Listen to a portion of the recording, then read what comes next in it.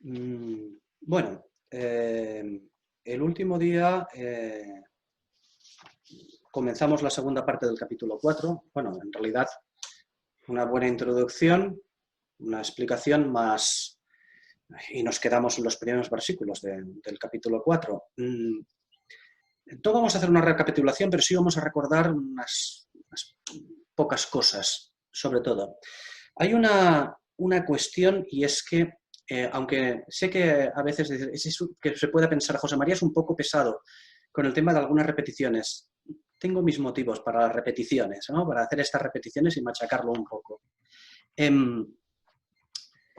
Hay una cosa que me gustaría remarcar, y es que hay que prestar, a partir de ahora, bueno, en todo Apocalipsis hay que prestar mucha atención, pero a partir de estos capítulos, del capítulo 4 en adelante, hay que prestar muchísima atención a los detalles pequeños, que parece que no tengan importancia. Hay que, no solamente prestar atención, sino desgranarlos bien, buscar sus correspondencias, indagar, es decir, como se suele decir, poner la casa patas arriba. A coger la Biblia y de alguna manera, lo digo con reverencia, ponerla patas arriba. Empezar a buscar sus correspondencias en todas las escrituras del Antiguo Testamento y del Nuevo también, de los Evangelios. Porque a veces los detalles, bueno, en Apocalipsis constantemente los detalles tienen significados muy importantes, que es necesario pues desgranarlos y ponerlos en orden. Es decir, esos detalles ya nos dan un avance muy importante de los siguientes capítulos, de todo lo que ocurre. Por eso me gustaría, aunque ya hicimos los versículos 3 y 4, me gustaría repasar un poquito el versículo 3 de este capítulo 4 de Apocalipsis. Aquí se dice que el que está sentado en el trono, dice que el que estaba sentado en el trono, el que estaba sentado, era semejante en aspecto a piedra de jaspe y de sardio. Semejante en aspecto a piedra de jaspe y de sardio. Y además de ser semejante él en aspecto, su aspecto a piedra de jaspe y de sardio, además dice que había alrededor del trono un arco iris, semejante en aspecto a la esmeralda. Es decir, un arco iris, pero que se asemeja a la esmeralda. El arco iris ya sabemos lo que es, lo expusimos en los anteriores estudios. Hace la referencia al pacto con Noé, al pacto con la creación. Claro, al final de este capítulo veremos cómo la creación lo reconoce como Señor. Por lo tanto, aquí hay de alguna manera algo que alrededor del trono está, es el arco iris. Pero el arco iris tiene un aspecto a la esmeralda. Veremos, ya lo dijimos en el anterior capítulo, la esmeralda era la piedra de Judá, que él sea alabado. Pero antes de que él sea alabado, es importante definir que él, que está sentado en el trono, es semejante en aspecto a piedra de jaspe y de sardio. Y por ser su aspecto de piedra de jaspe y de sardio, hay un arco iris cuyo aspecto es semejante a la esmeralda, que él sea alabado al final. Así que, así muy rápidamente, ya dijimos que en el pectoral de Aarón se incluían una serie de piedras, 12 piedras. La primera era la de sardio y la última era la de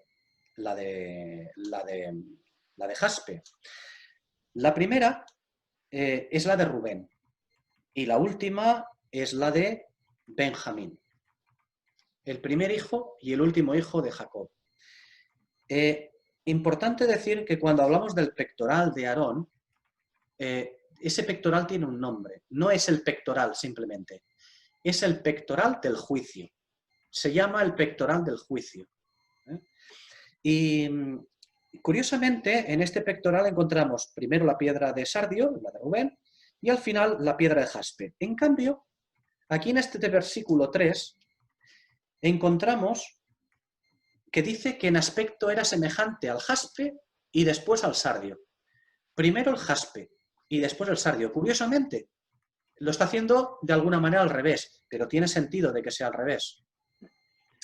Ya comentamos en el último estudio que jaspe es la piedra de Benjamín. Pero Benjamín, el nombre de Benjamín fue puesto por su padre. Su madre, antes de morir, le puso por nombre Benoni. Es el primer nombre que le puso, que significa hijo de mi aflicción. Y su padre se lo cambió a Benjamín, que quiere decir el hijo de mi diestra. Tenemos que primeramente es semejante al jaspe. Y el jaspe es primero Benoni, hijo de mi aflicción. Y por ser hijo de mi aflicción, después fue hijo de mi diestra. Exactamente igual que el Señor Jesús. Por eso es, el que está sentado en el trono es semejante a esto. Primero, hijo de mi aflicción. Y por ser hijo de mi aflicción, también hijo de mi diestra.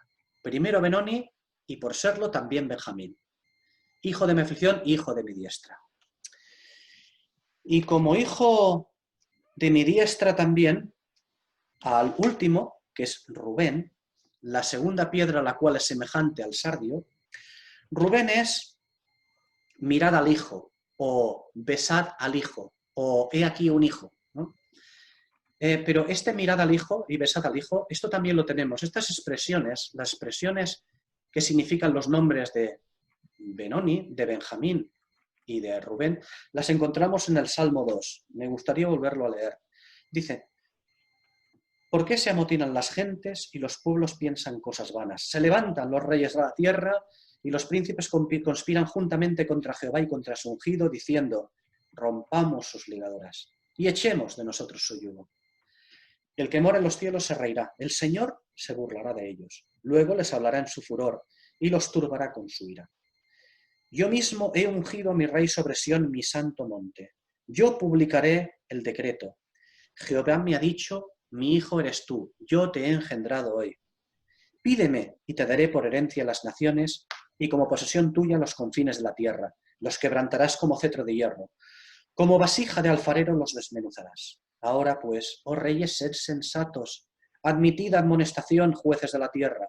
Servid a Jehová con temor y alegraos con temblor. Y viene la parte también, una parte importante, la de Rubén. Rendid pleitesía al hijo, o también, como dice en otra expresión, besad al hijo, como dice otra expresión, o mirad al hijo. Pero mirad al hijo para que no se enoje. Primero, hijo de mi aflicción, y por ser hijo de mi aflicción, hijo de mi diestra. Aquí el Señor Jesús padeció en la cruz como hijo de la aflicción del Padre. Y por ser hijo de su aflicción, por vencer en la cruz, llegó a ser hijo de mi diestra. Y se le dijo: sube acá y siéntate en mi trono. Mientras que está sentado en el trono es el tiempo de la paciencia de Jesucristo. Pero hay un motivo por el cual se sentó a la diestra del trono. Hasta que sus enemigos sean puestos por estrado de sus pies. Y eso ocurrirá. Así que, mientras dura el estar sentado en el trono, hijo de mi diestra, he aquí el nombre de Rubén: mirad al hijo o besad al hijo, para que no se enoje. Rendid pleitesía al hijo, para que no se enoje y perezcáis en el camino, pues se inflama de pronto su ira. Y esto tiene un fin. Primeramente, repito, hijo de mi aflicción y por lo tanto, hijo de mi diestra. E inmediatamente después, ascendido al cielo, siéntate a mi diestra hasta que se pongan a tus enemigos por estrado de tus pies.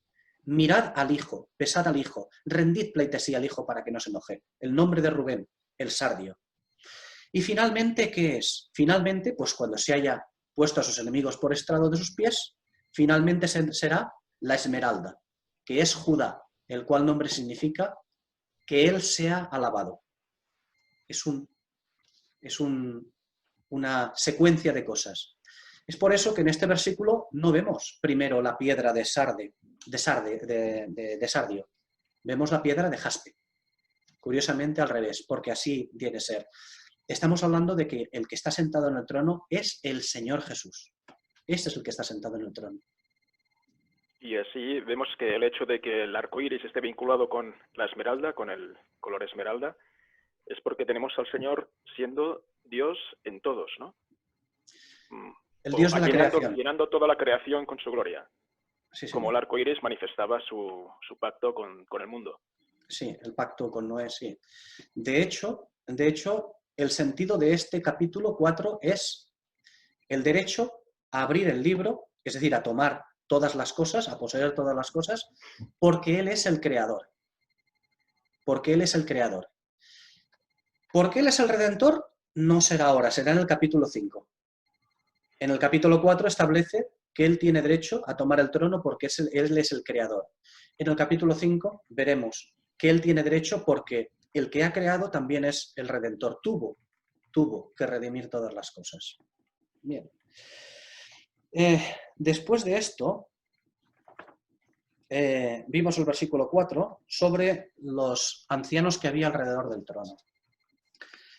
Los ancianos que están alrededor del trono, cubiertos de ropas blancas y con coronas de oro sus cabezas, los vencedores. Bueno, una vez que vimos, en la última iglesia que vimos, que fue la de la Odisea se la dice, se la promete, se le dice que el que vence se sentará conmigo en mi trono, así como yo he vencido y me he sentado con mi Padre en su trono. Y ciertamente, inmediatamente que la iglesia es arrebatada de la tierra, ¿qué es lo que vemos? Pues un conjunto de personas con coronas de vencedores, estéfanos, coronas de vencedores, sentados en el trono. En el trono. Cuando decimos sentados alrededor del trono, estamos refiriendo en el trono. Todo aquello es el trono. Todo aquello es el trono. Están sentados en el trono. Son los vencedores.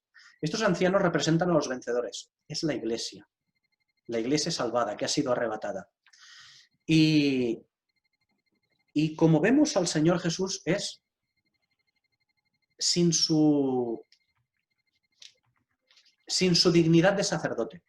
Aquí no vemos al Señor Jesús, no se nos describe al Señor Jesús con sus largas vestiduras sacerdotales que le llegan a los pies. El Señor Jesús, dijimos que de alguna manera en esta situación cesa. Cesa porque tampoco ya es necesario. Cesa de ser nuestro sumo sacerdote, el sumo sacerdote de la Iglesia. Ya no es necesario este oficio. Como mínimo ni se le menciona. ¿Por qué? Porque realmente el Señor Jesús no debe de ocupar ya ese puesto. Ya no es necesario para con la Iglesia ese puesto. Ese puesto lo ocupan en plan sacerdotal la Iglesia. Lo ocupan los ancianos, los 24 ancianos.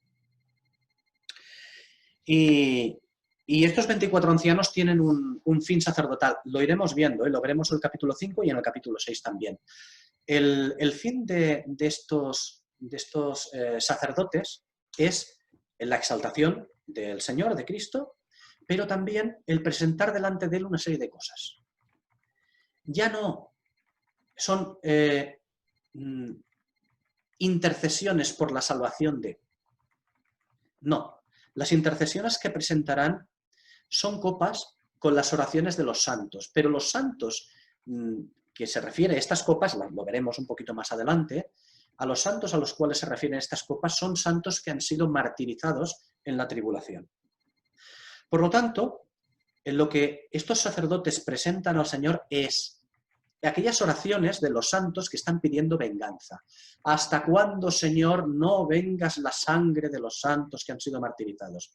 Son aquellos que veremos que están debajo del altar, porque han sido ofrecidos en sacrificio.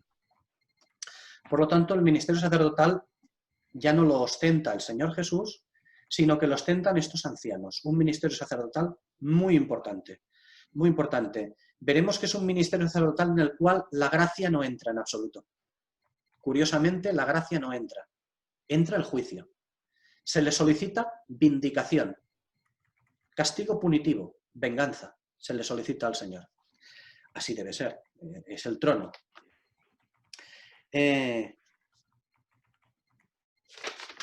Bien. Y estos sacerdotes, ¿por qué decimos que son sacerdotes? Esto lo vemos... tenemos una profecía en el libro de Zacarías. Zacarías es también un libro de profecía muy importante con respecto al Apocalipsis. Es uno de los grandes libros importantes, las grandes profetas con respecto al Apocalipsis y lo que debe suceder. Más adelante hablaremos un poco más de Zacarías en los siguientes capítulos. En Zacarías capítulo 6 hay una profecía que dice: le hablarás diciendo, Así dice Jehová de los ejércitos. He aquí el varón cuyo nombre es el retoño, el cual retoñará de su lugar y edificará el templo de Jehová. Él edificará el templo de Jehová y él llevará las insignias reales y se sentará y dominará en su trono. Y habrá un sacerdote en su trono. Y habrá un sacerdote en su trono. Y consejo de paz habrá entre ambos. Aquí se cumple la profecía. En este capítulo 4 se cumple esta profecía. ¿Tiene mayor alcance esta profecía? Desde luego. Tiene mayor alcance porque también alcanzará al milenio, cuando se manifestará el Rey sobre todas las cosas, el Señor Jesús, en la tierra, y habrá sacerdote también junto a él. No será él simplemente, habrá sacerdote junto a él en la tierra. Pero ahora ya vemos que a nivel espiritual, en el trono, ya se manifiestan estas cosas. Comienza a manifestarse esto, esta profecía de Zacarías.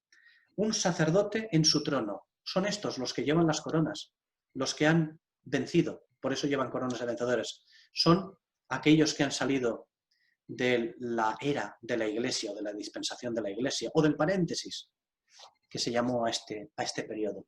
Han vencido y se han sentado con el Señor en su trono, conforme a la profecía.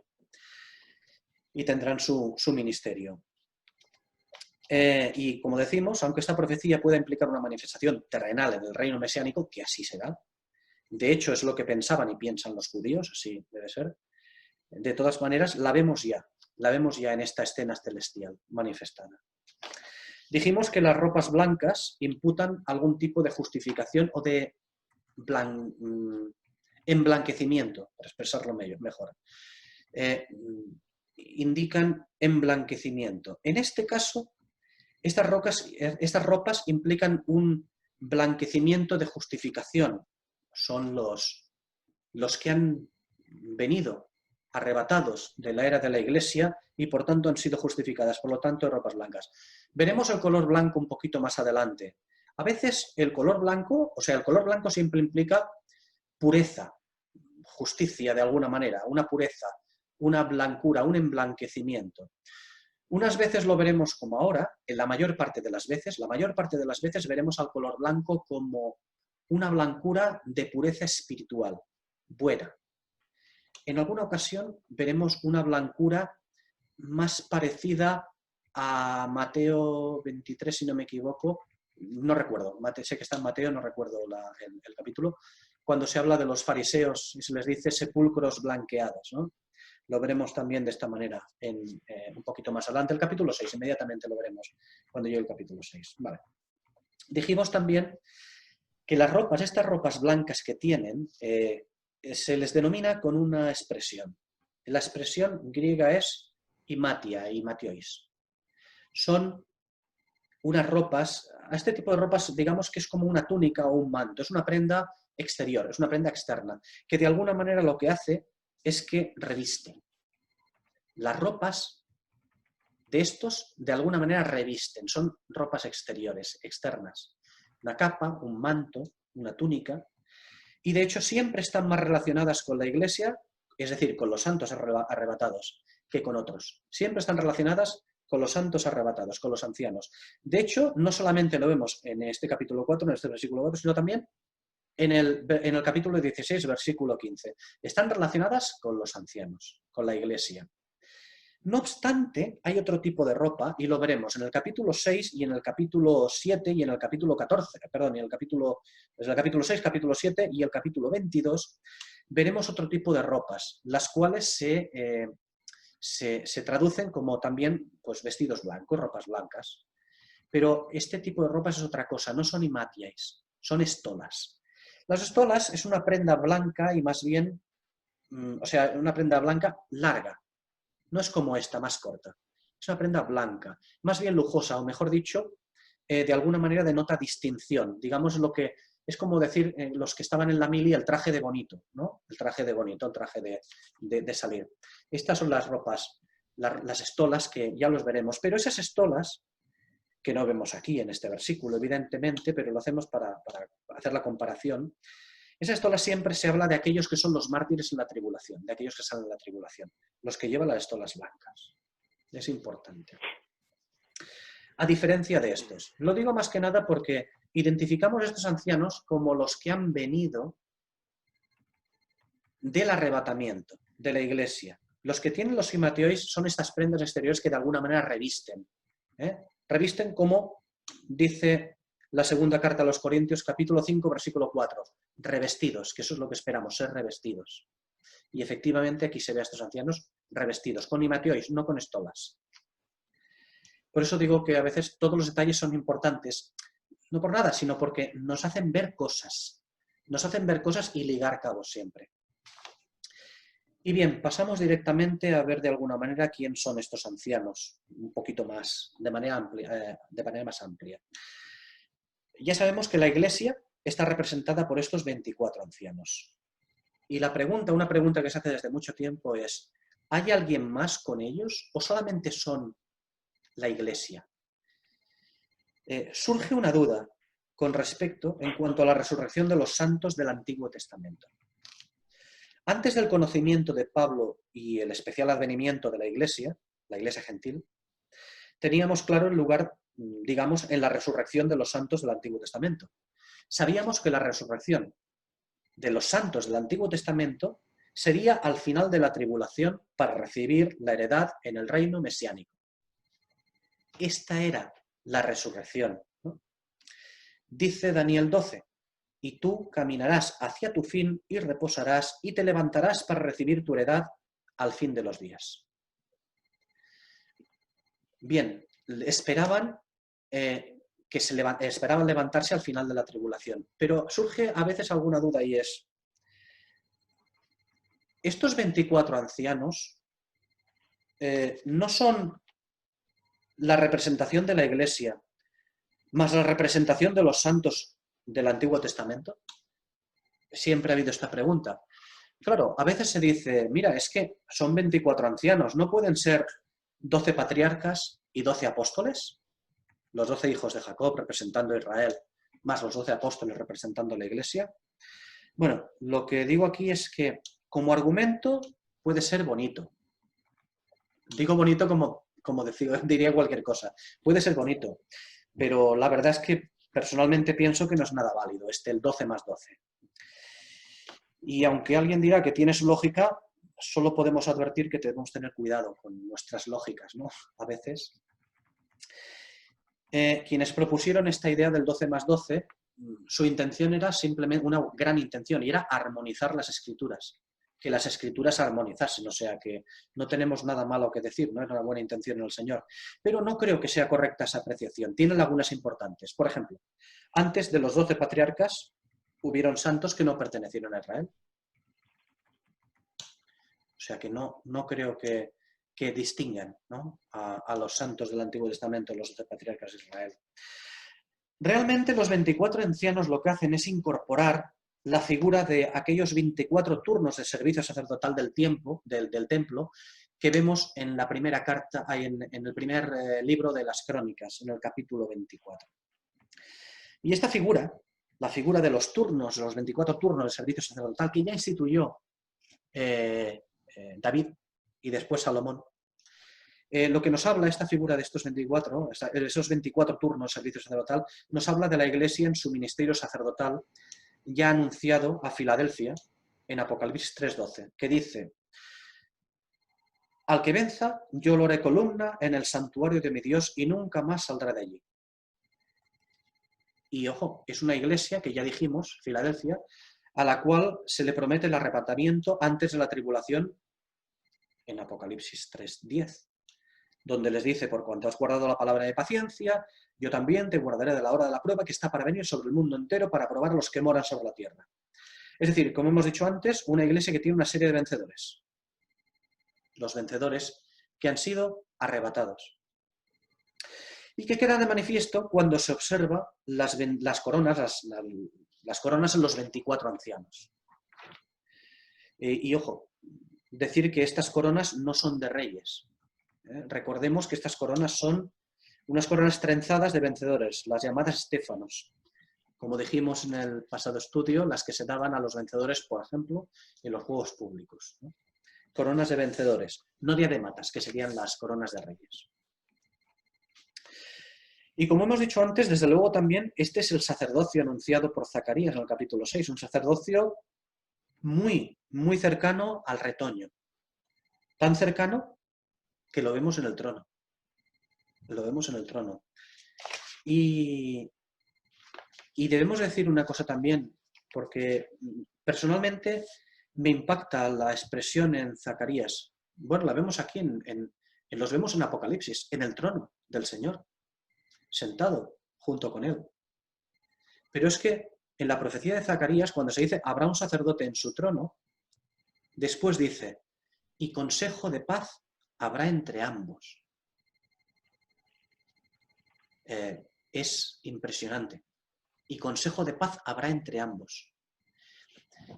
Cuando empiezan a abrirse los sellos, y hay momentos en los cuales se ven que hay voces de trueno, las cuales pueden ser realmente sobrecogedoras, los ancianos ni se inmutan. No se inmutan, ¿por qué? No es meramente que estén salvados, es que estos ancianos tienen la mente del Señor y ahora son perfectos en la mente de Cristo, aquellos que tienen la mente de Cristo. Están perfectos en su trono. Es normal que haya consejo de paz entre ambos, entre el sacerdocio de los que han sido arrebatados y están en el trono del Señor y el Señor. Es como si el Señor hiciese las cosas con el consejo también de los ancianos. ¿Por qué? Porque así será. Porque no habrá distinción en cuanto a su consejo, en cuanto a su mente. Y es muy importante esto verlo así también.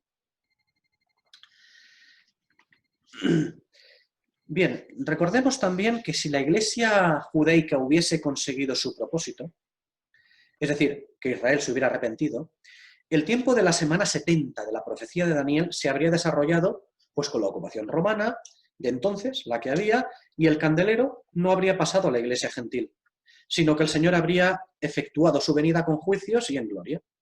Pablo no hubiese sido suscitado, y tampoco Juan hubiese escrito el Apocalipsis, ni tampoco sus cartas. No hubiese existido esto.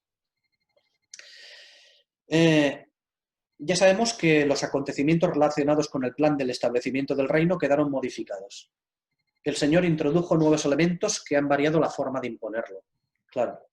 Todo esto, la Iglesia gentil y sus especiales y diferenciados privilegios, entre los cuales está el arrebatamiento, ha modificado también el plan de resurrección de los santos del Antiguo Testamento. ¿Puede ser que haya sido así?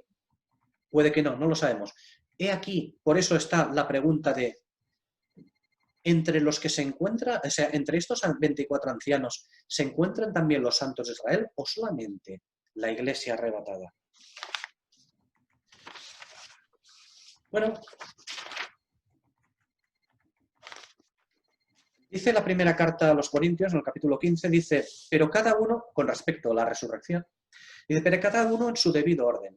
Cristo, las primicias. Después lo que son de Cristo en su venida. ¿Vale? Sabemos que la expresión en Cristo o los de Cristo puede determinar exclusivamente a los santos de la Iglesia, pero no sé. Quizá podría incluir a otros santos en virtud del sacrificio de Cristo en la cruz. No obstante, también debemos de decir que Israel nunca experimentó el bautismo del Espíritu Santo.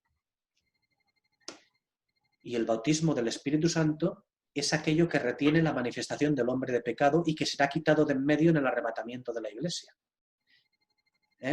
Segunda carta a los Tesalonicenses, capítulo 2, versículo 7. Ya está en acción el misterio de la iniquidad, solo que hay quien al presente lo detiene, hasta que él a su vez desaparezca de en medio. El Espíritu Santo, que es, digamos, el que lo retiene a la manifestación del hombre de pecado y que fue recibida por la Iglesia, no fue recibida por los santos del Antiguo Testamento. Este Espíritu Santo no fue recibido por los santos por los santos del Antiguo Testamento. Podríamos decir que el programa de resurrección es el siguiente. Enmarcada en la primera resurrección, la de los justos, primero la resurrección del Señor. Después el arrebatamiento de la Iglesia, antes de la tribulación. Después veremos, se nos dice, en Apocalipsis capítulo 20, que habrán la resurrección de los mártires de la tribulación. Y después, la última resurrección, que es la segunda resurrección. Y enmarcada en la segunda resurrección, tendremos, al final del milenio, los que están reservados para condenación. Los que están reservados para condenación son los que se levantarán en la segunda resurrección.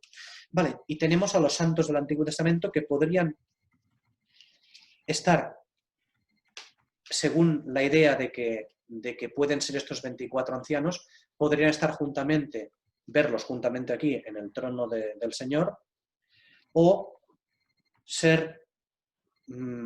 recibir su resurrección después de la tribulación. Puede ser que los santos del Antiguo Testamento hayan experimentado un cambio de posición en cuanto a la resurrección, es decir, en virtud de la modificación paulina, ¿no? de Pablo, y ahora también esperan ser arrebatados junto con la Iglesia. Bueno, lo que decimos en cuanto a la primera resurrección es que de la misma manera que la primera resurrección incluye la resurrección del Señor, el arrebatamiento y la resurrección en la venida en gloria, después de la tribulación, bueno, lo que podríamos decir también es que eventualmente aquí podríamos encajar a los santos del Antiguo Testamento. Nosotros sabemos que serán resucitados en su segunda venida. Eso lo hemos visto también en el Antiguo Testamento. Y ahora, si lo hay,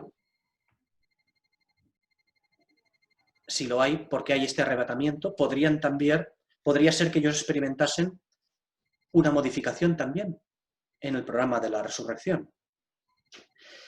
Nosotros sabíamos que Israel lo que espera es una heredad física. Claro, pero los vivos, aquellos que entran al milenio. Sin embargo, la pregunta es, ¿qué bendición esperan los santos del Antiguo Testamento? Esto lo vemos en Apocalipsis 21. Una ciudadanía especial en la Nueva Jerusalén, donde compartirán ciudadanía con la esposa.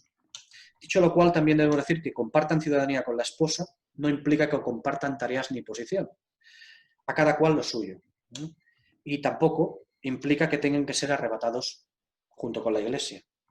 La Nueva Jerusalén aparece cuando se establece el reino del Señor, posteriormente.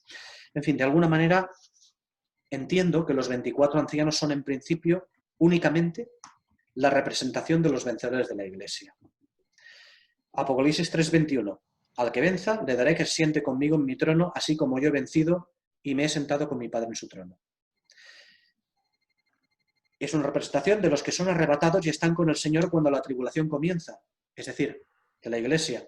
Esto se le dice a la Iglesia: por cuanto has guardado la palabra de paciencia, yo también te guardaré de la hora de la prueba que está para venir sobre el mundo entero, para probar a los que moran sobre la tierra. Apocalipsis 3:10. Y también aquellos de los que habla Zacarías en la profecía del capítulo 6, ¿no? Aquellos sacerdotes que se sentarán en el trono. Habrá un sacerdote en su trono y consejo de paz habrá entre ambos. Pienso que diferenciadamente de la Iglesia, los santos del Antiguo Testamento se levantarán al fin de la tribulación. Aunque debemos decir una cosa, no cerramos dogmáticamente esta cuestión aquí, ¿no? Esta consideración sobre los santos del Antiguo Testamento. Pero pienso realmente que los 24 ancianos son única y exclusivamente la representación de la Iglesia. Y los santos del Antiguo Testamento recibirán su resurrección, se levantarán a recibir su heredad al final de la tribulación. Y de aquí podemos pasar al versículo 5, Apocalipsis, que dice: y del trono salen relámpagos y fragor de truenos, y hay 7 lámparas de fuego ardiendo delante del trono, las cuales son los 7 espíritus de Dios. Los relámpagos y el fragor de truenos están presentes junto a Dios e indican la potencia inherente a su poder. Manifiestan de alguna manera la presencia de Dios, la Shekinah, toda la potencia de Dios. Una vez que la Iglesia y naturalmente con ella el Espíritu han sido quitados de la escena terrestre, digamos que ha finalizado lo que se ha llamado el tiempo de la paciencia de Jesucristo. ¿Y qué es lo que queda ahora para los que están en la tierra? Pues como dice Hebreos 10, una horrenda expectación de juicio y un fuego airado que está a punto de consumir a los adversarios. Bueno, cuando comparamos los relámpagos y los truenos en la Escritura, en Éxodo, en Salmos, en Daniel, etcétera, en varios, y vemos que ante ellos hay estremecimiento de la tierra y potencia judicial, siempre, en todos estos pasajes, no cabe duda de que está a punto de desatarse la tormenta de la justicia divina.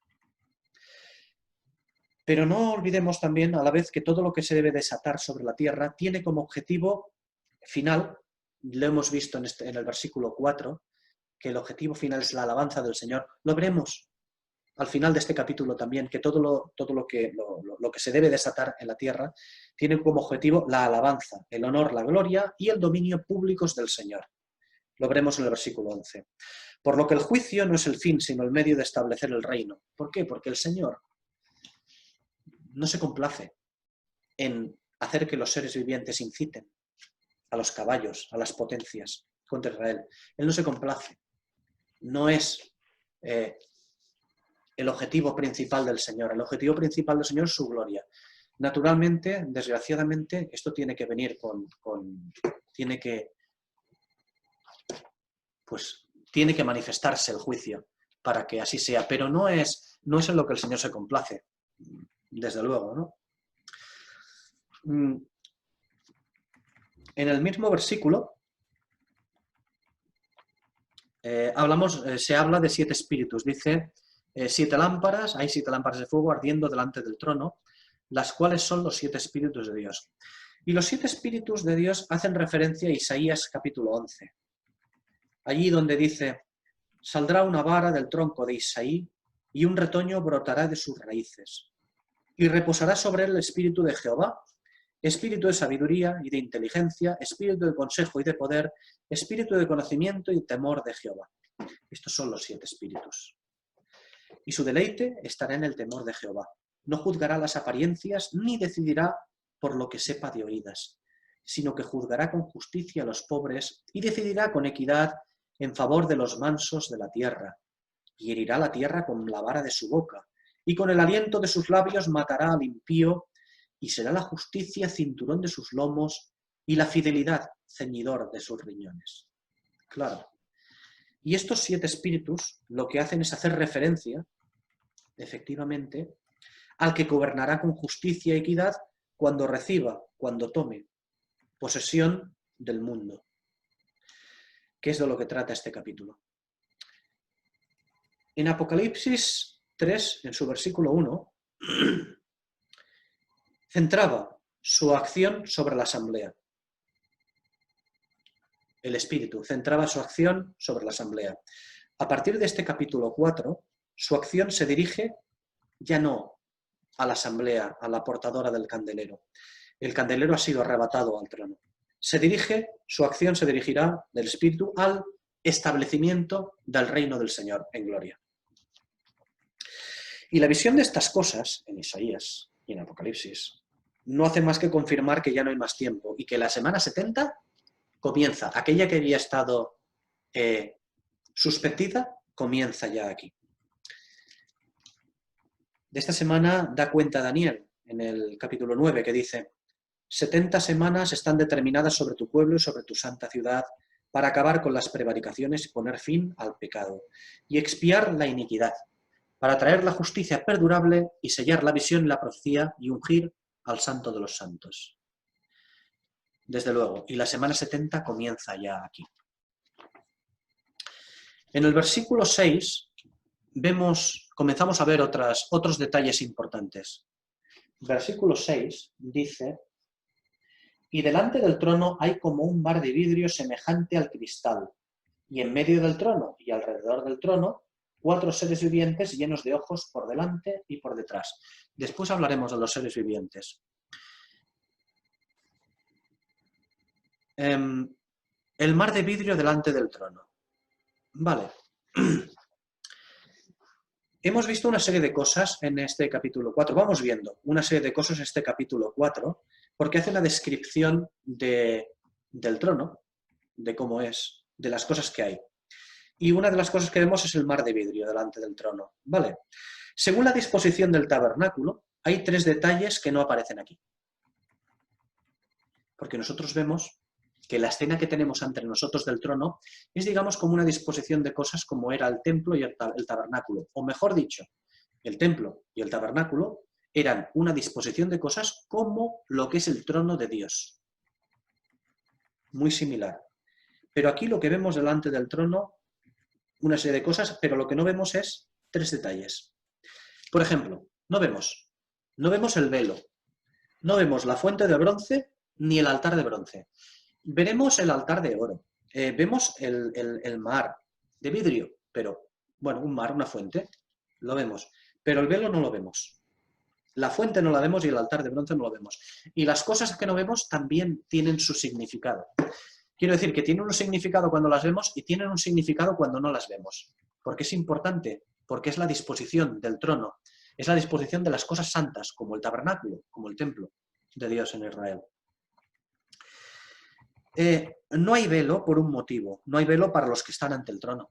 Para los que están ante el trono, para esos 24 ancianos, para esa representación, la iglesia, no hay velo, no hay velo que valga, ni siquiera rasgado, ya no hay velo de separación ante el lugar santísimo.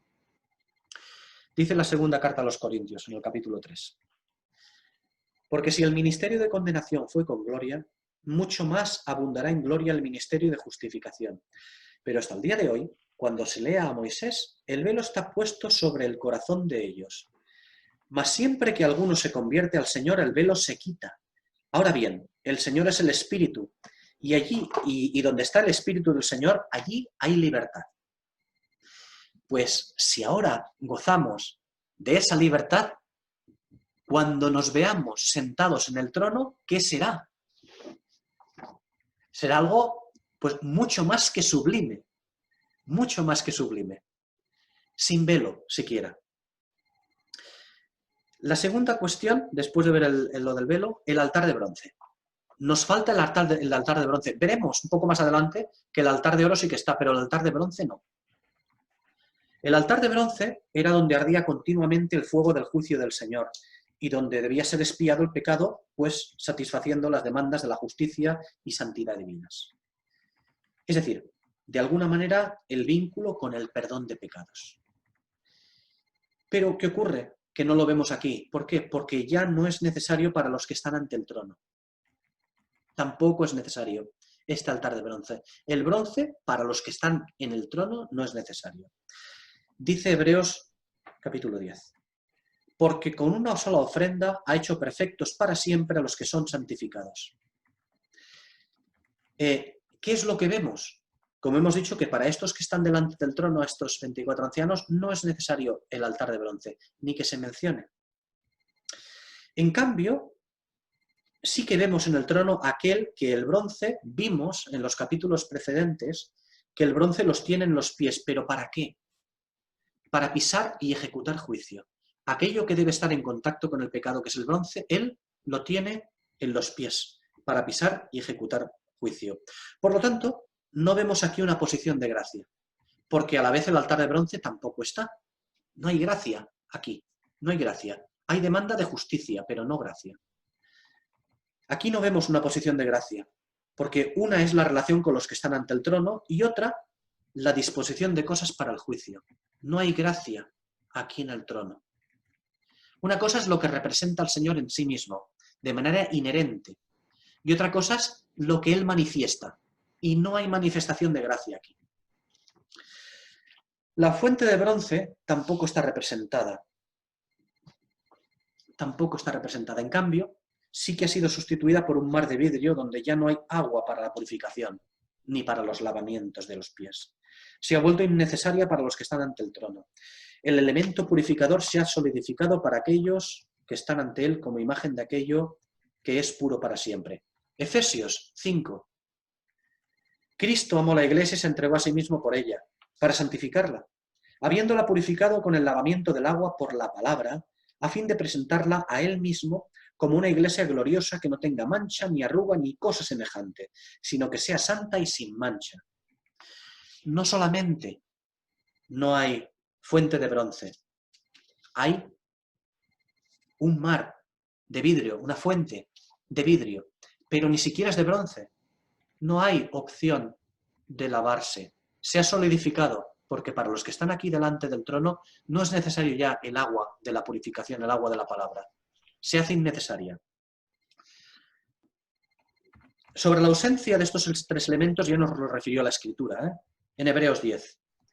Pues donde hay perdón de estas cosas, ya no hay ofrenda por el pecado. Así que, hermanos, teniendo entera libertad para entrar en el lugar santo por la sangre de Jesucristo, por el camino nuevo y vivo que Él abrió para nosotros a través del velo, esto es, de su carne, y teniendo un gran sacerdote sobre la casa de Dios, acerquémonos con corazón sincero, en plena certidumbre de fe, teniendo los corazones purificados de mala conciencia y los cuerpos lavados con agua pura, la palabra. Y una cosa, como hemos dicho antes, nuestra posición actual, ahora aquí. Pero nuestra posición en los cielos ya no se hará necesario en nuestra posición de los cielos ni de sumo sacerdote, ni de velo, ni siquiera roto, ni de fuente de bronce para el lavamiento. Al contrario, un mar de vidrio solidificado, porque no es necesario el elemento, el agua, el elemento purificador, para los que están ante el trono. Pero hay que decir una cosa, también es muy importante. Mientras que esta visión es para los rescatados, para aquellos que participan de la gloria, para el mundo es el escenario de un juicio inminente. La ausencia de velo, para los que están en la tierra, digamos, una cosa es para los que están en el cielo, delante del trono, y otra cosa es para los que están en la tierra, para los que deben recibir el juicio. La ausencia del velo, la ausencia del altar de bronce y la ausencia del agua purificadora que se ha solidificado, para los que están abajo es la ausencia de velo entre la presencia de Dios y los hombres pecadores solo puede producir terrible juicio. Recordemos el arca. Si tocas el arca, es muerte inmediata. A falta del altar de bronce, desde luego está el sacrificio del Señor, pero ahora, como hemos dicho, lo vemos con el bronce en los pies para ejecutar juicio, y especialmente en las 6 alas de los seres vivientes. Esto ya lo veremos un poquito más adelante. El agua purificadora se ha solidificado, con lo que no se percibe aquello que restaura a la comunión con el Señor.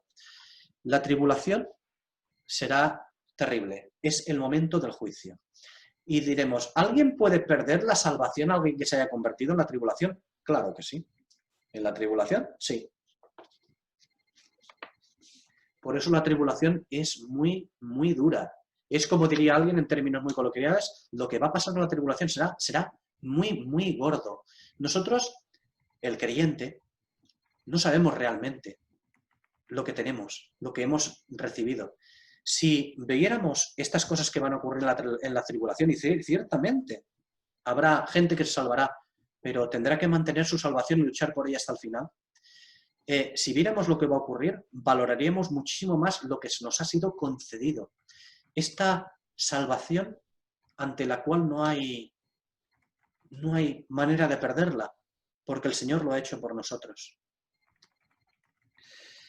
Siempre habrá el camino abierto de la salvación para el que se arrepiente, y en la tribulación también. Ahora bien, hasta ahora era la era de la Iglesia, es el tiempo de su paciencia, es el Evangelio y la paciencia. A partir del inicio de la tribulación, la paciencia se habrá terminado. Y los que se arrepientan, desde luego que recibirán su alma, pero no serán sacados de en medio de los juicios que se abocan sobre la tierra. Y esto es muy importante. Y que nadie piense que los juicios son únicamente físicos, porque las connotaciones espirituales que implican son mayúsculas. A veces leemos el Apocalipsis y llega un momento que pensamos en cosas, bueno, la misma expresión que utilizan las películas, ¿no? Cosas apocalípticas, cosas grandes, guerras, en fin, bestias corriendo por ahí, helicópteros con colas, no sé qué, serpientes en las colas de los caballos, y empezamos a ver cosas raras. Pero es que todo esto tiene su correspondencia espiritual. Las colas de los caballos, por decir algo, no serán serpientes. Eso tiene una correspondencia simbólica espiritual muy importante. No vamos a extendernos en explicarlo, ya llegaremos a ello, pero sí decir que cuando vemos juicios físicos, no que no sean importantes, pero es que realmente importante son las consideraciones espirituales de todo eso, todo lo que conlleva. Y son muy, muy gordas. Por eso digo que tendríamos que valorar muchísimo la salvación que el Señor nos ha concedido en este tiempo, en el tiempo de la paciencia de Jesucristo. Y ya decimos, ¿habrá evangelio en la tribulación? Sí, pero el evangelio eterno. aquel evangelio de arrepentíos porque el reino de los cielos se ha acercado y ya el hacha está puesta en la raíz de los árboles. Para nosotros no es este evangelio, para los que estamos ahora, vivimos. Para nosotros es arrepentíos y el Señor os dará de su gracia eterna. Es el tiempo de la paciencia de Jesucristo. No es el evangelio del juicio, ahora es el evangelio y la gracia. Esa es nuestra porción.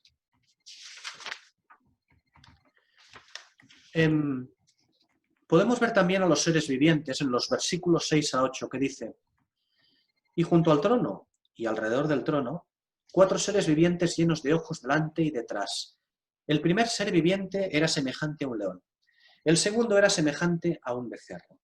El tercero tenía rostro como de hombre y el cuarto era semejante a un águila volando. Y los 4 seres vivientes tenían cada uno 6 alas, y alrededor y por dentro estaban llenos de ojos.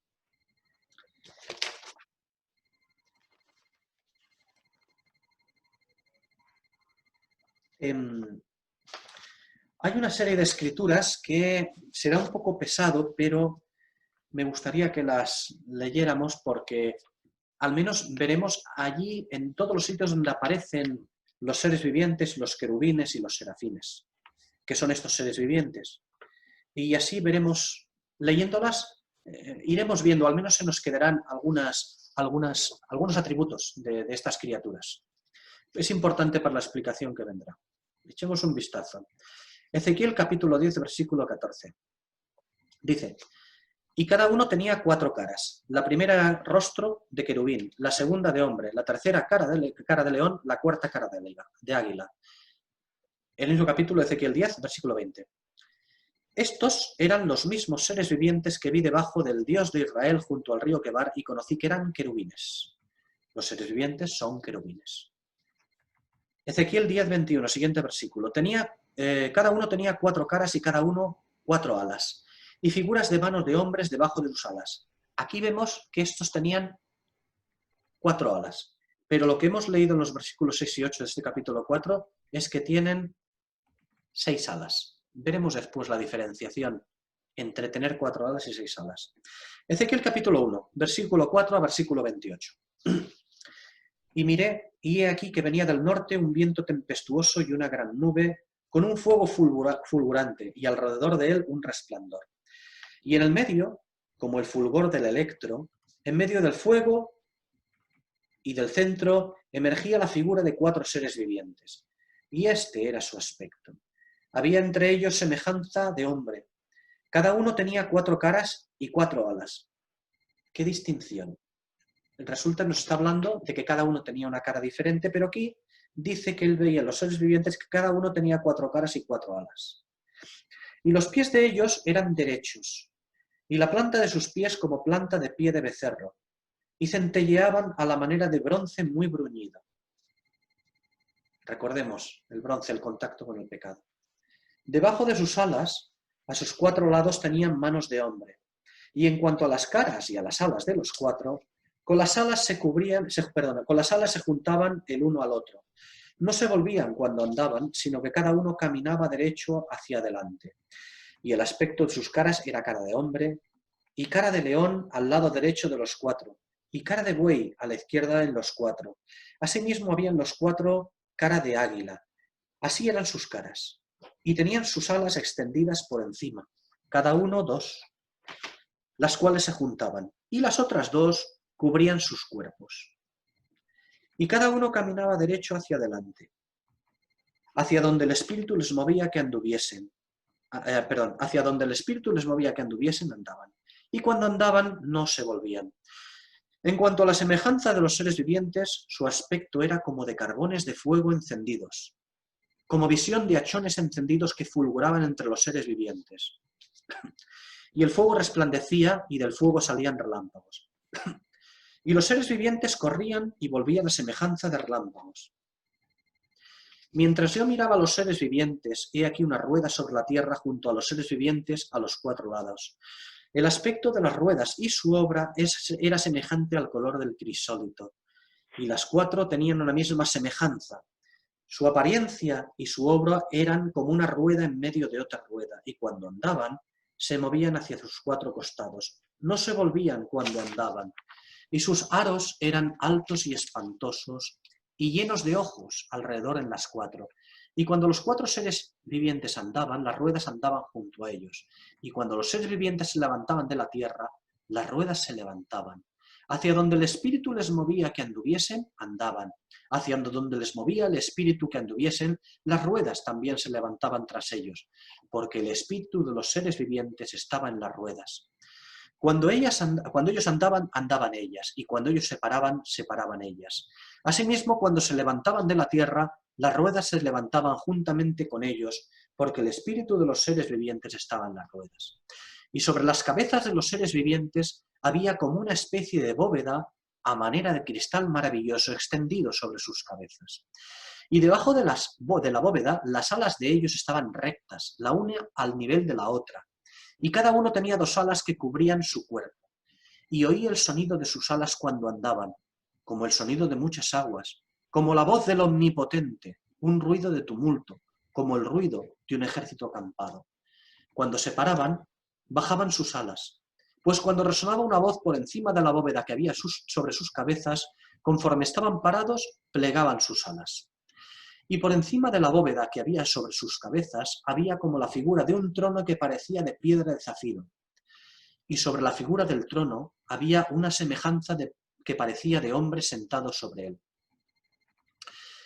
Y vi luego como el fulgor del bronce bruñido, como apariencia de fuego dentro de ella en derredor.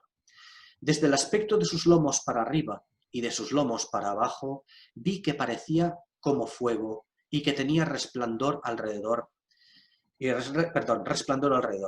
Semejante al arco iris que aparece en las nubes el día que llueve, así era el aspecto del resplandor alrededor. Esta era la apariencia de la imagen de la gloria de Jehová. Y cuando yo la vi, me postré sobre mi rostro y vi y oí la voz de uno que hablaba. Disculpad que leamos, pero creo que será necesario para tener en cuenta, para entender quién son estos seres vivientes y qué características tienen. Ahora leemos a Isaías capítulo 6, versículos 1 a 6. Vi yo al Señor sentado sobre un trono alto y sublime, y la orla de su manto llenaba el templo. Por encima de él había serafines. Cada uno tenía 6 alas. Con 2 cubrían sus rostros, con 2 cubrían sus pies, y con 2 volaban. Y el uno al otro daba voces diciendo: Santo, santo, santo es Jehová de los ejércitos, toda la tierra está llena de su gloria. Y los quiciales de las puertas se estremecieron con la voz de los que clamaban, y la casa se llenó de humo. Entonces dije,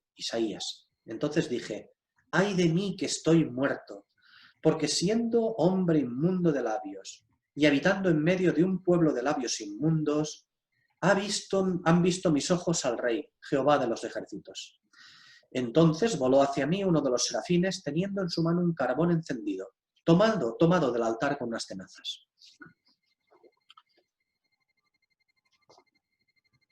Los seres vivientes que hemos visto en Apocalipsis tienen 6 alas. Los seres vivientes que hemos visto en Ezequiel tienen 4 alas. Los seres vivientes que hemos visto y que se les llama serafines, en Isaías tienen 6 alas. Los que están en Ezequiel tienen 4 alas. Y además se llaman querubines. Es curioso. Continuamos y vamos a ver a los querubines, ¿cómo se les llama? Se les llama protectores. Génesis capítulo 3, versículo 24. Echó pues fuera al hombre y puso al oriente del huerto de Edén querubines y una espada encendida que se revolvía por todos lados para guardar el camino del árbol de la vida. Son protectores, igual que Satanás. Ahora vamos a ver los querubines en el arca. Éxodo 25, 22. Y de allí me declararé a ti, y hablaré contigo de sobre el propiciatorio, de entre los 2 querubines que están sobre el arca del testimonio, todo lo que yo te mandaré para los hijos de Israel. El primer libro de Samuel, capítulo 4. Y envió el pueblo a Silo, y trajeron de allá el arca del pacto de Jehová de los ejércitos, que moraba entre los querubines.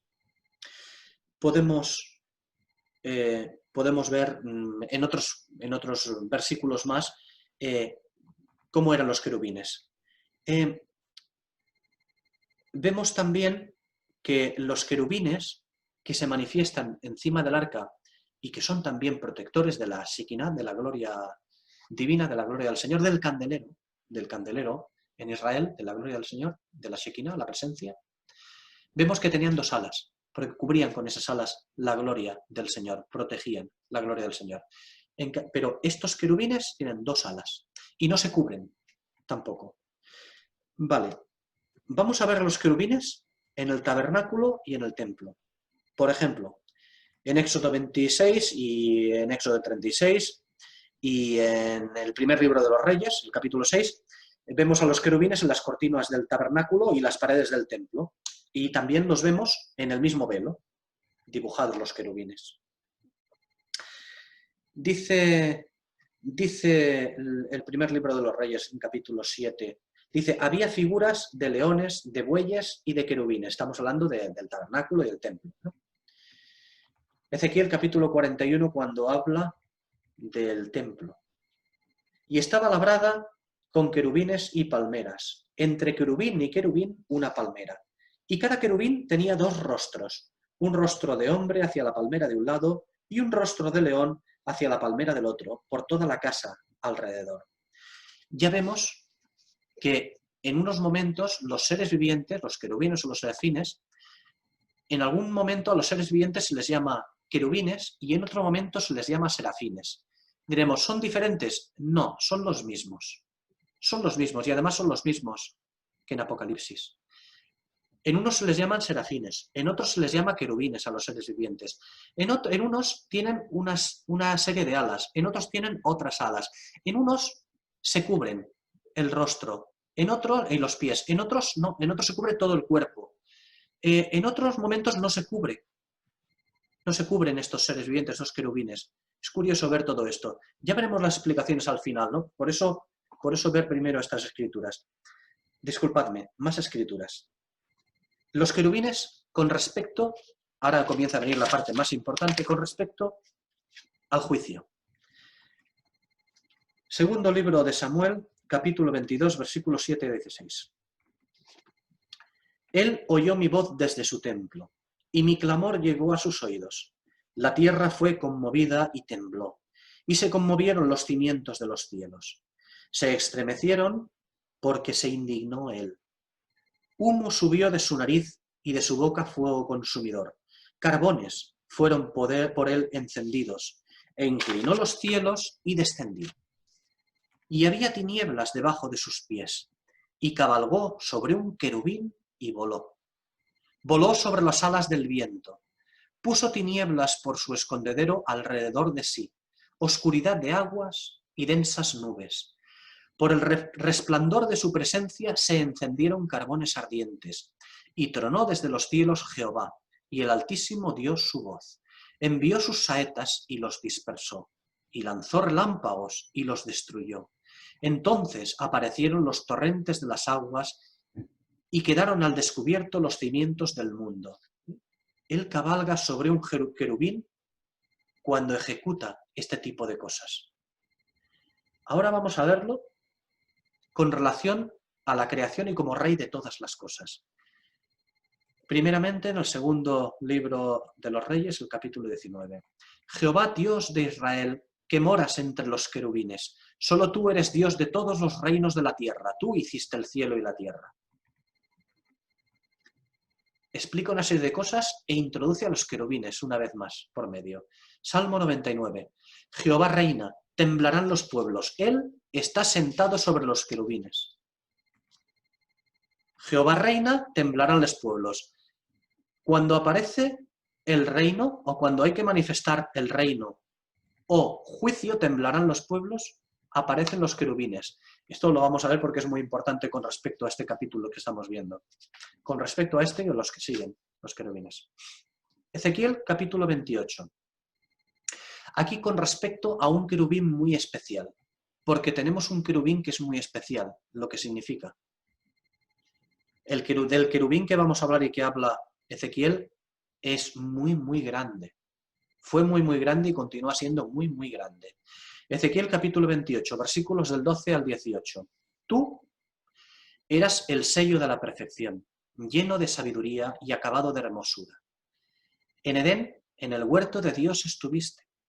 De toda piedra preciosa era tu vestidura, de cornerina, topacio, jaspe, crisólito, berilo y ónice, de zafiro, carbunclo, esmeralda y oro.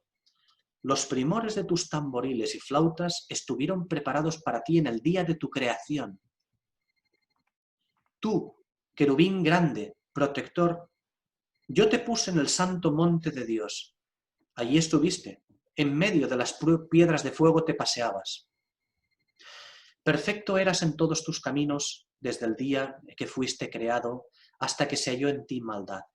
A causa de la multitud de tus contrataciones fuiste lleno de iniquidad y pecaste. Por lo que yo te eché del monte de Dios y te arrojé de entre las piedras de fuego. Oh, querubín protector, se enalteció tu corazón a causa de tu hermosura. Corrompiste tu sabiduría a causa de tu esplendor. Yo te arrojaré por tierra. Delante de los reyes te pondré para que miren en ti. Con la multitud de tus maldades y con la iniquidad de tus contrataciones profanaste tu santuario. Yo, pues, saqué fuego de en medio de ti, el cual te consumió, y te he convertido en ceniza sobre la tierra. Satanás es un querubín, es un protector. ¿Protector de qué? Protector del fuego de Dios, protector de la justicia y la santidad divinas, protector de la gloria de Dios, como los querubines. Era un querubín protector. Fijémonos lo que dice: con la multitud de tus maldades y con la iniquidad de tus contrataciones profanaste tu santuario. No está diciendo mi santuario, el santuario de Dios, tu santuario. ¿Por qué? Porque el santuario que profanó este querubín era el mismo que es el de Dios, el trono de Dios. El santuario de Satanás era el trono de Dios. Es el mismo. ¿Por qué? Porque los querubines son el trono. Son el mismo trono, pertenecen al trono, manifiestan al trono, manifiestan los atributos del Señor. Los querubines son seres muy especiales y no son ángeles. Esta es la diferencia. Los querubines son tan diferentes a los ángeles, no pertenecen. A veces se ha dicho que en las órdenes angélicas, se ha dicho por creyentes, que hay unas órdenes angélicas en las que están los querubines, los arcángeles, los ángeles. Yo personalmente discrepo bastante. Los arcángeles o los ángeles estarán en las órdenes que a cada uno le parezca conveniente. Me parece bien. Pero los querubines son otra cosa. Sí, son seres creados también, pero son otra cosa muy, muy diferente. Porque son portadores de algo que los demás no pueden ni tocar. Son portadores de cosas muy grandes. Por eso, incluso de este último querubín del que hemos hablado, de Satanás, se habla de que profanaste tu santuario. Santuario, ¿por qué es el santuario? El santuario de Dios es el mismo, el de Satanás. Incluso se dice anteriormente: se enalteció tu corazón a causa de tu hermosura. Yo te arrojaré por tierra. Delante de los reyes te pondré para que miren en ti. Se podría interpretar como: para que miren lo que yo he hecho contigo, que te he tirado por tierra. Pero no, para que miren en ti. Los reyes de la tierra para que miren en ti. Aquí hay cosas avanzadas con respecto al fin de los tiempos. Para que los reyes de la tierra miren en ti, en Satanás, en alguien que ha caído del trono de Dios y que ha sido convertido en ceniza sobre la tierra, arrojado en ceniza sobre la tierra. Ya no en los carbones encendidos, sino ceniza, carbones apagados. Él sigue siendo carbones, pero apagados. Y por lo tanto, ahí es donde miran los reyes de la tierra, a los carbones apagados, a Satanás. A lo que había sido algo grandioso y maravilloso, ahora miran los reyes de la tierra, los potentados, todo. Él es el príncipe de este mundo, a quien posee carbones, naturalmente, pero apagados. Satanás no es cualquiera, es algo muy grande. Es un querubín. Bien.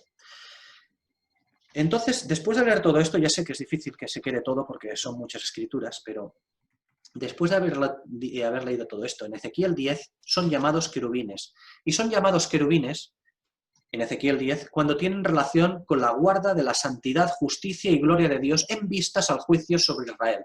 Porque aquel pasaje que hemos leído de Ezequiel 10 son los juicios que tiene que verter sobre Israel. Así son llamados querubines, cuando guardan la santidad, la justicia y la gloria de Dios en vistas al juicio sobre Israel. Siempre es así. Así son llamados querubines. Son llamados serafines, como Isaías, cuando tienen relación con el pecado y la necesidad de purificación. Se cubren sus caras y sus pies y ofrecen el carbón a Isaías. Es importante, se cubren sus caras y sus pies. Les ofende el pecado y ofrecen el carbón a Isaías para ser limpio. Por lo tanto, llamados serafines cuando tienen relación con el pecado y la necesidad de purificación. ¿Qué es? Bueno, dijimos que son seres creados, que lo hemos leído hace poco. Pero la palabra serafines, a diferencia de los querubes, de los querubines, la palabra serafín es traducida como abrasadores, o ardientes, o venenosos. Se puede traducir la palabra saraf. La palabra hebrea es saraf. Se puede traducir como abrasadores, ardientes o venenosos. Cualquiera de las tres es buena. Porque incluso se dice con respecto a aquellas serpientes, si recordáis las serpientes en el desierto, que mordían, eran serpientes ardientes, se les llama, serpientes venenosas, serpientes ardientes, que dan muerte. Estos son los serafines, los saraf, abrasadores o ardientes. Son protectores de la santidad, tanto los querubines como los serafines. Hablamos de los seres vivientes en general. Son protectores de la santidad, la justicia y la gloria de Dios. Eso lo vemos en diferentes pasajes, lo hemos visto. Y se los encuentra allí donde está la presencia de Dios. Siempre, allí donde está la presencia de Dios, siempre están los seres vivientes. Fijémonos como tanto en el tabernáculo, así como en el templo, estaban ampliamente representados por todos lados. Cortinas, paredes, velos, por toda la casa alrededor, dice Ezequiel 41:19. Por toda la casa alrededor estaban representados los seres vivientes, los querubines. Porque están allí donde está la gloria de Dios, siempre. Donde está el Señor, donde está la presencia de Dios. Hemos visto también que Dios mora y se sienta sobre los querubines e incluso cabalga sobre ellos, eso sí, en juicio, siempre. Y siempre están relacionados con el trono. Apocalipsis 4, Isaías 6, Ezequiel 1, 10 y 28. Siempre están relacionados con el trono. No hay trono si no hay querubines. ¿Por qué? Porque ellos son de alguna manera... En fin, bueno, al comparar todos los pasajes que hemos visto, todos los pasajes donde se encuentra, parece que son varias cosas a la vez. Son el trono, sostienen al trono, son los atributos del trono y manifiestan en sí mismos los atributos de Dios. No son, son unos seres muy especiales, muy especiales. Se les ve siempre en relación a la justicia, a la gloria y a la santidad de Dios, e incluso con el juicio a causa de esos mismos caracteres, con respecto a la justicia, a la gloria y a la santidad de Dios. Pero no se les ve relacionados con el amor y con la gracia. A estos seres vivientes nunca se les ve relacionados con el amor y con la gracia. Dios, el Señor, implica amor y gracia. Pero cuando se les ve, cuando los vemos en la Escritura, no cuando se les ve, cuando los vemos en las Escrituras, en todos los pasajes que hemos leído, incluyendo estos de este capítulo 4, y los veremos en el capítulo 6 también, no los vemos relacionados con el amor y con la gracia, siempre relacionados con el juicio. Siempre relacionados con aquello que tiene contacto con la justicia y la santidad divinas, es decir, con el pecado, o sea, con el hombre con el pecado, siempre en posición de juicio, para arrancar el juicio. Siempre que se ve a los querubines, a los seres vivientes, se ve que viene juicio inminente.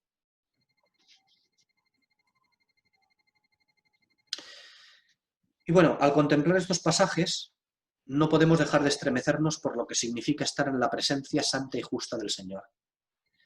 Desde luego que causa auténtico temor y temblor cuando se mira desde nuestros ojos, desde nuestras mentes y desde nuestra razón de carne, ¿no?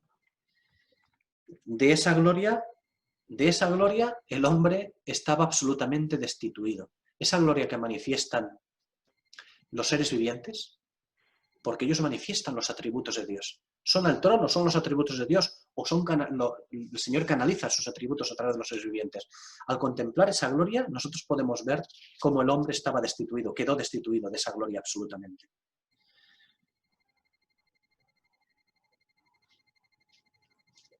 Bien, decíamos que en las escenas donde aparecen los querubines se observa juicio, santidad, justicia y gloria, pero no amor y gracia. Esto pertenece no a los querubines, sino a Jesús, al que se hizo hombre y ha manifestado el profundo amor de Dios en medio de la justicia y la santidad demandadas. Y esto es un misterio, como el que dice el Salmo 85, que dice: la misericordia y la verdad se encontraron, la justicia y la paz se besaron, la verdad brotará de la tierra y la justicia mirará desde los cielos. Un misterio, porque en el trono vemos a los querubines, vemos a los seres vivientes, vemos a unos seres que manifiestan juicio, no amor. Eso lo manifiesta el Señor. En fin, demos gracias al Señor que nos rescató. Él fue suspendido entre el cielo y tierra, porque nadie más podía hacer esto, ni tenían pensado hacerlo. Nadie, no lo podían hacer, pero Él sí fue suspendido entre cielo y tierra para nosotros. Que la justicia y la paz se besasen para que nosotros pudiéramos acceder con libertad a la presencia de Dios. Aún así, aunque nosotros podemos presentarnos delante del Señor, aún así esperamos ser revestidos, porque en este cuerpo terrenal, sufriríamos desfallecimiento ante su presencia, como así ocurrió con Juan, con Daniel y con Isaías. Bueno, lo podemos dejar aquí hoy y el próximo día ya continuamos con el mismo versículo, los mismos versículos de los seres vivientes, hablando sobre la relación del número 4, los números en general, por qué de estos números, por qué esas alas, por qué de esa manera, por qué los ojos, por qué las caras. Continuaremos y avanzaremos, si el Señor quiere. ¿Alguna nota, alguna aclaración, alguna pregunta o algún comentario? Sin comentarios. Sé que hoy el estudio ha sido un poco pesado.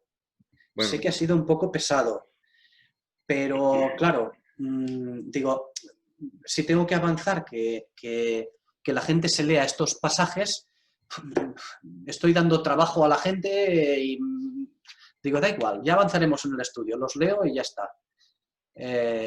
Porque al menos nos dan a ver dónde aparecen los seres vivientes y cómo se manifiestan. Y vemos que realmente cada vez que se manifiestan los seres vivientes es juicio. Juicio inminente, anuncio de juicio inminente siempre. Pero bueno. Sí, como dices, sin comentarios. Pero es paradójico porque, por ejemplo, hablabas del tabernáculo y el templo, y ahí también está, pero en cierta manera, oye, es lo que hablabas de la presencia de Dios, ¿no? Con el hombre y tal. Donde está la presencia de Dios están los querubines. Pero en cierta manera, Dios estableció eso con su pueblo para que el pueblo tuviera acceso, ¿no? Con todos los demás elementos, ¿no? Del altar de bronce, la fuente, toda una serie de cosas previas para, ¿no? Pero, ¿sabes lo que quiero decir? Bueno, no sé. Sí, lo único que ahí, incluso en el templo, en el tabernáculo, no hay amor. Lo que hay es, como hay pecado, es necesario pasar, nos referimos ahora te estás refiriendo al tabernáculo o al templo, donde había unos elementos que aquí ya no los hemos visto, curiosamente, como por ejemplo el velo y el altar de bronce, e incluso la fuente de bronce, el mar de bronce, donde se hacían las abluciones, los lavamientos. Allí había esto, pero no olvidemos que allí lo que ardía en el altar de bronce, siempre ha sido así, era el fuego de la ira de Dios. No es el fuego del amor de Dios, es el fuego de la ira de Dios. Este altar de bronce son donde se debían de satisfacer las demandas de la justicia y la santidad divina. es por ello que cuando dices, vamos a ver, ahora nosotros tenemos pecado, bueno, pues nos vamos a proveer de un cordero. Y el Señor dice, no hay cordero para vuestros pecados. Estáis apartados, destituidos de la gloria de Dios. Ni siquiera podéis ya utilizar un cordero. Y el Señor Jesús tuvo que cargar sobre él el peso del sacrificio para que nosotros pudiésemos ser santos delante de Dios, para que pudiésemos recuperar aquello que no debíamos de haber perdido nunca. Pero a causa del pecado lo perdimos. Ni siquiera nosotros tenemos acceso a esos sacrificios. Ni siquiera los teníamos, no podían haber hecho nada por nosotros. Lo digo en cuanto a la comparación del Señor Jesús con el altar de bronce, porque ciertamente el altar de bronce nos habla del Señor Jesús, pero el altar de bronce no es el Señor Jesús amoroso, es el Señor Jesús en la cruz, allí donde todas las flechas de la ira de Dios se clavaron en el cuerpo crucificado de Jesucristo. O sea, cuando se obra el sacrificio en la cruz, no hay amor. El amor es del Señor Jesús hacia nosotros antes, para ejercerlo en la cruz como el amor. Pero lo que ocurre allí es una cosa tremenda, que temblaron todos los cimientos de la creación, no solo de la creación, del cosmos, del universo. Temblaron todos los cimientos, porque lo que ocurrió allí fue algo tremendo. Dios rechazando a Dios. Una crisis en la Trinidad. Esto es un misterio, ¿no? Un misterio. Allí se clavaron todas las flechas de la ira de Dios sobre el cuerpo de Jesucristo. Allí le abandonó. Es algo muy gordo. ¿Por qué? Porque el principio del altar de bronce es eso. Es contacto con el pecado. Y el contacto con el pecado es fuego. Es que se quema algo, que se destruye.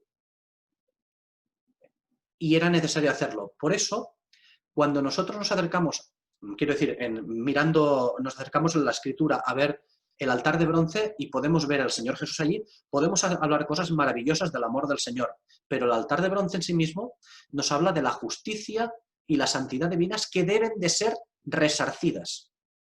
Hay que pagar. El altar de bronce nos habla del pago, de la dureza. Los israelitas no podían acceder al altar de bronce. Accedían los sacerdotes, necesitaban un mediador, los israelitas. Es más, ni siquiera cualquier sacerdote podía adelantarse mucho más. Por ejemplo, al altar de oro, ¿quién ofrecía incienso sobre el altar de oro? Solo el sumo sacerdote. ¿Cuándo podían entrar en el lugar santísimo el sumo sacerdote? Una vez al año y en representación de todo el pueblo. Ni siquiera el pueblo podía acceder, ni siquiera otros sacerdotes podían acceder. ¿Qué quiero decir con esto? Que en todo esto había perdón, o sea, ¿se ejercía un perdón para el pueblo? Sí, pero no olvidemos que lo que se manifestaba en todo el tabernáculo era el juicio divino. El juicio divino. He aquí la presencia de los querubines por toda la casa, por todos lados, ¿no?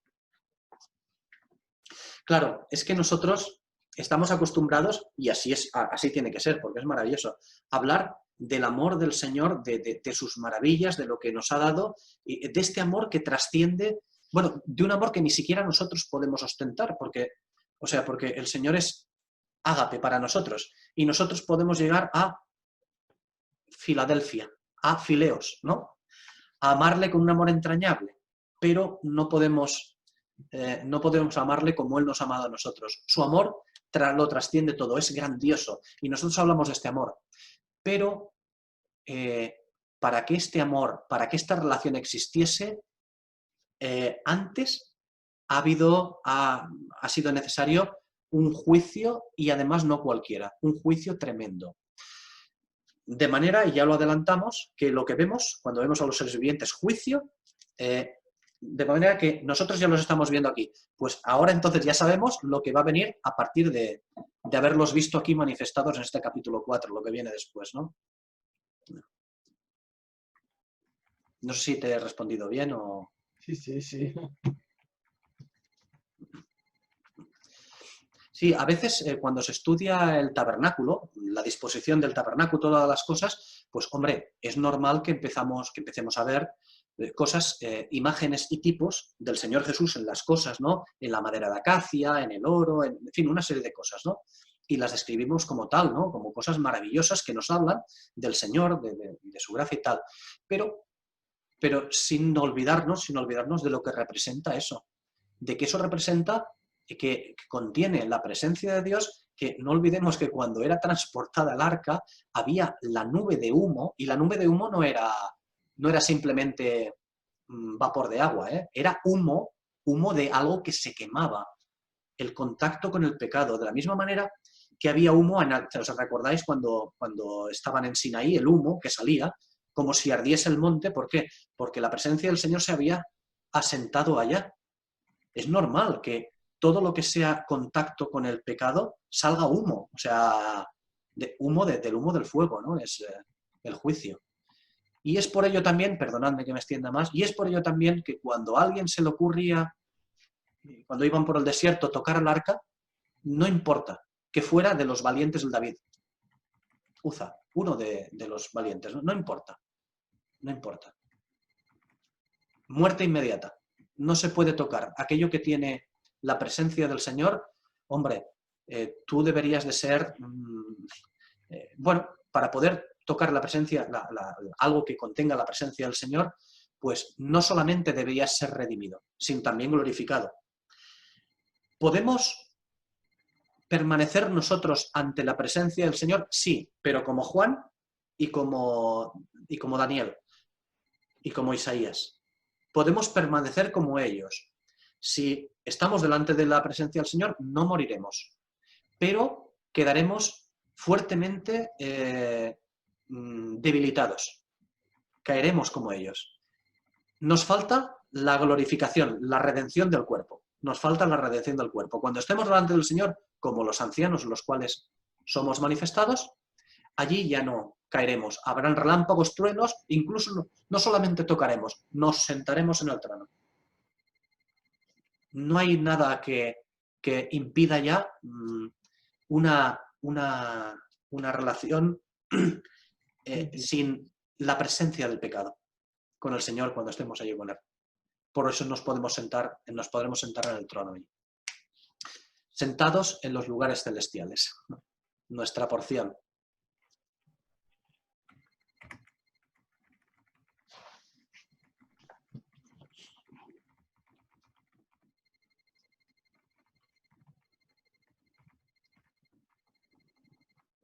Yo lo que veo un poco complicado, ¿sabes? También es el tema, por ejemplo, del tema del milenio y tal, ¿sabes? El hecho de que Juan va llevando el libro, supongo, secuencialmente, pero van ocurriendo cosas que se ven desde la tierra y cosas que se ven desde el cielo, ¿no? Supongo.